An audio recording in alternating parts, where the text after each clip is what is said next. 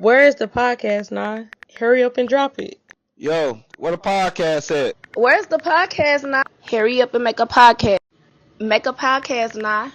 Drop the podcast. Hurry up and drop the podcast. What you waiting on now? Drop that podcast, boo. Drop that podcast, cause the time is now.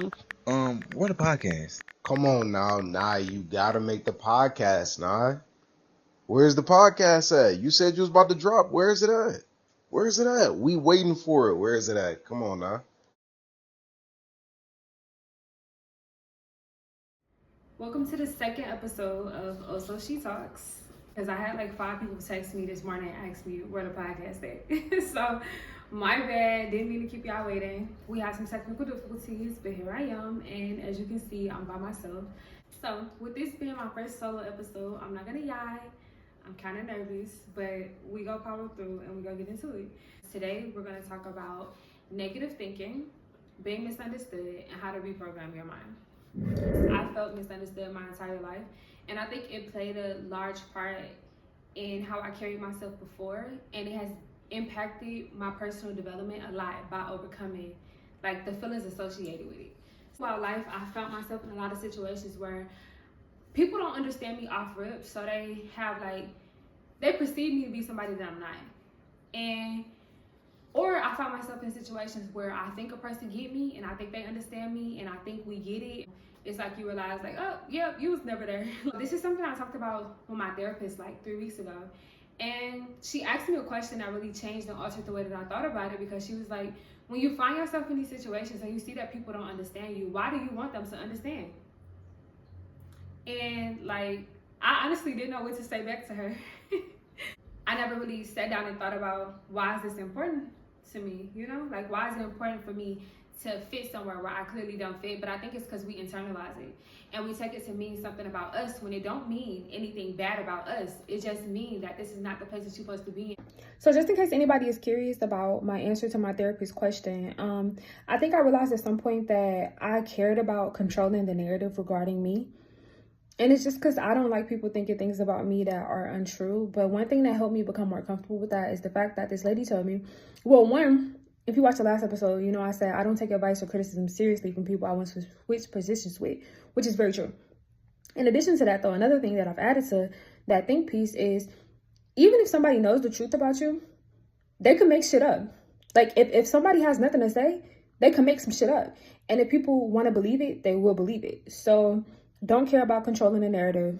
Don't care about untrue shit. It's what it is. Like, don't give a fuck about being misunderstood. Because if a person wants to understand, they will. But not only that, if they want to not understand you, they'll do that too. And it can be pretty isolating. But part of like growing through that and part of like overcoming it has been understanding the fact that everybody is not meant to understand you. Just like everybody is not meant to experience you. And don't get me wrong, it can be difficult because as people, we naturally want to feel like we belong somewhere. But the fact of the matter is, you do not belong everywhere. And you have to go where you are watered, you know? So it's kind of like, you can't expect someone that's only had gold to understand, talk about silver. You can't expect someone that's irrational to understand rationale. It's kind of like, you can't tell a clown that being at the circus is crazy because the circus is their home. And I mean that in a metaphorical sense. I mean, I've dealt with a few clowns though, I'm not gonna lie. So it can be in a literal sense because some motherfuckers really do live in a circus. You wouldn't expect a rose or a tulip and a cactus to grow in the same place. You wouldn't expect them to thrive in the same environment. They don't need the same amounts of water.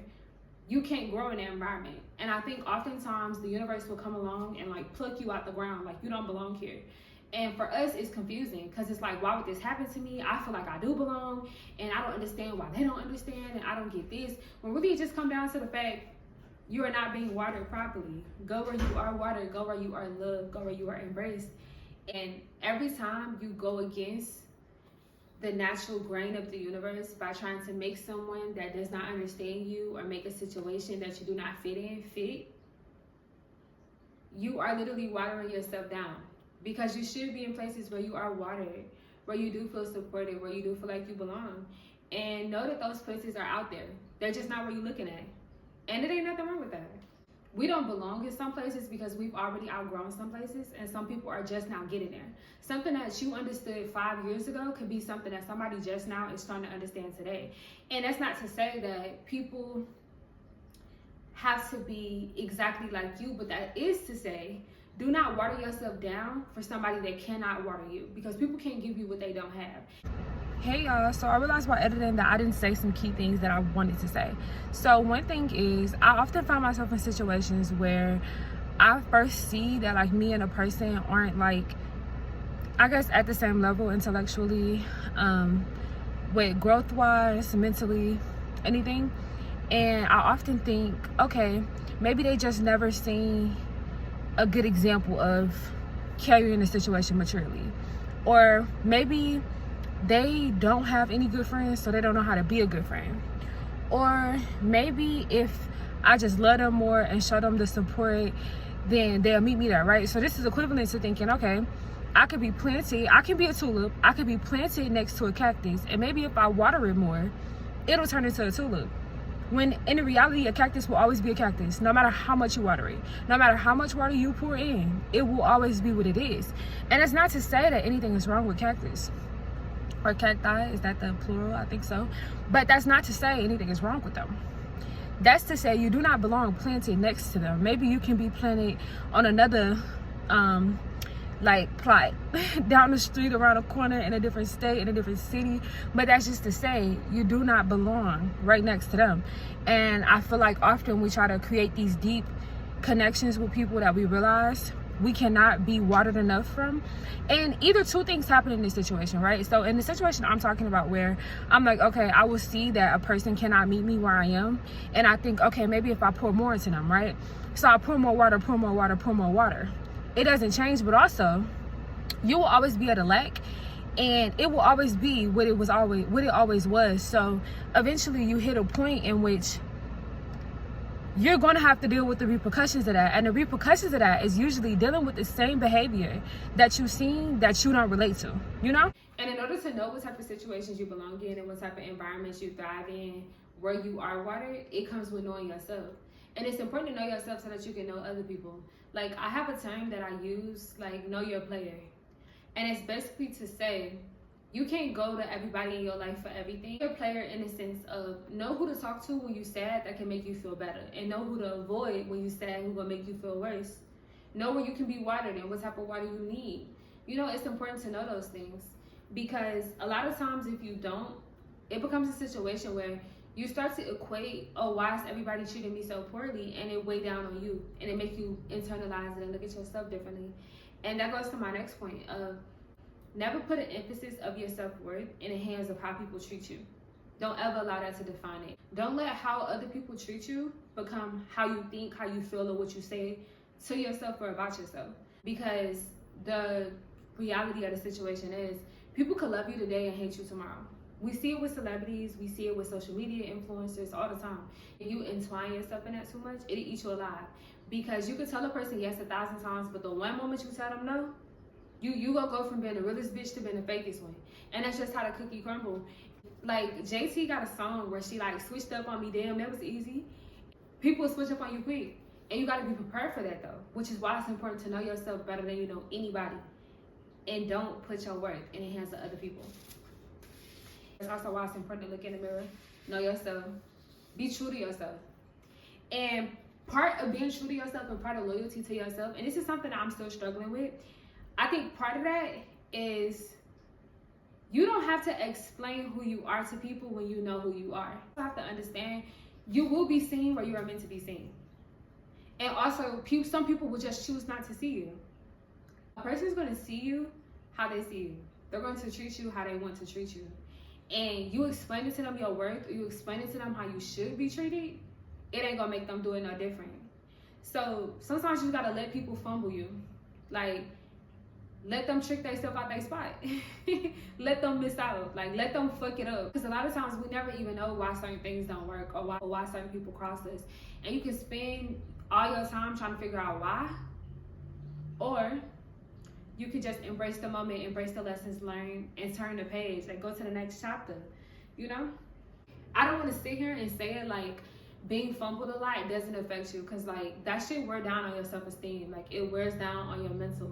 Like when people constantly mistreat you or do you in ways that like, it's like, damn, why you do me like that? It's like it play on you. A lot of times like you can internalize somebody fumbling you and mistreating you and take it to mean, oh, I'm not worth this. Or, oh, maybe if I was better at this, or oh, maybe if I did this different. And a lot of things changed for me the moment I learned, and I don't even remember where I learned this from. I like to read a lot, but I also like to watch different documentaries and like just talking to people overall. Although I do have anxiety, when I like do encounter people and I can't have a good intellectual conversation, I will yap and yap and yap. Hence the podcast, I will yap.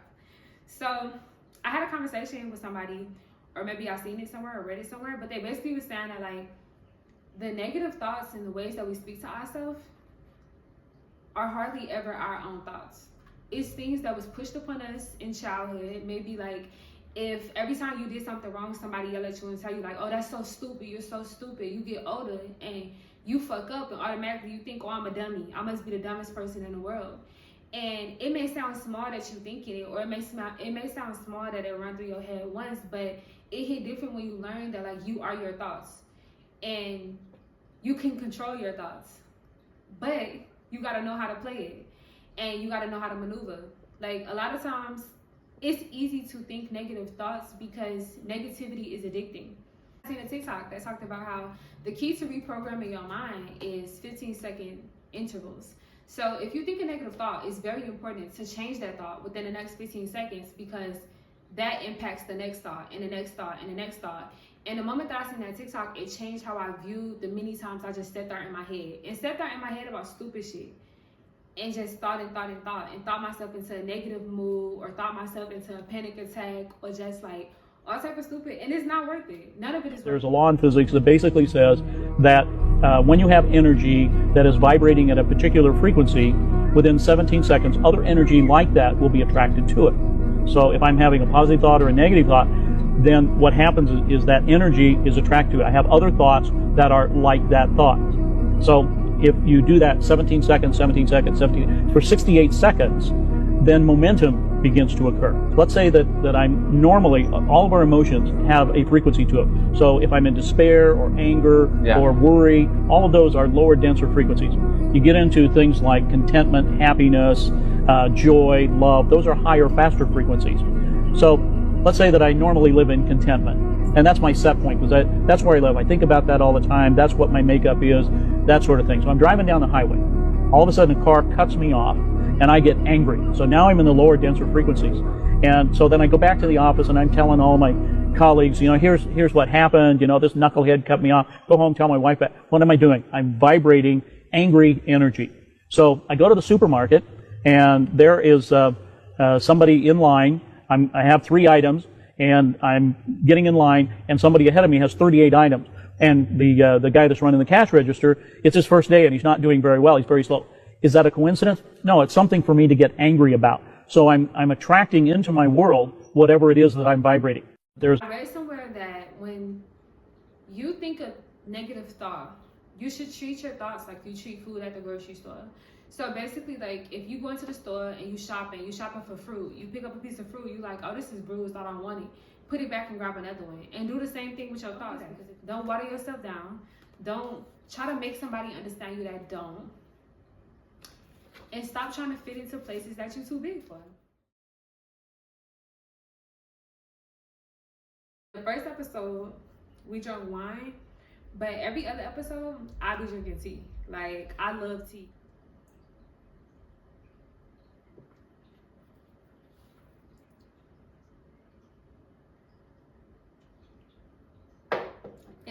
Damn, I slammed it down hard. And like, this is something that I wish I understood a lot sooner, because learning it now, like, has saved me a lot of, I guess, mental wear and tear, because I feel like I spent a lot of time in my younger days. I'm saying younger days like I'm hella old, but I do be feeling real old. Do not discount yourself. Do not water yourself down. Do not take steps backwards to accommodate. Be you and let people miss out. Cut action. Okay. Boom. Yeah, I got it. This one. Thank you. Period. Okay, so today, because you will spend your time trying to drag somebody to the finish line with you, and they ain't even want to make it to the finish line. Like, you'll fuck up your own blessings trying to get somebody to not trick themselves out their spot when they was meant to trick themselves out their spot. You know? Don't water yourself down. Don't take steps backwards because the person haven't took the same steps forward. I'm very big on therapy. I love going to cry on somebody's couch. I personally think y'all should try it too. And it's not that y'all enjoyed the second episode. Thank y'all for tuning in, especially if you tuned in for the second time. If you haven't seen the first episode, go back and watch the first one. Subscribe, like my video, tell a friend to tell a friend. And yeah, I'll see y'all in 2 weeks.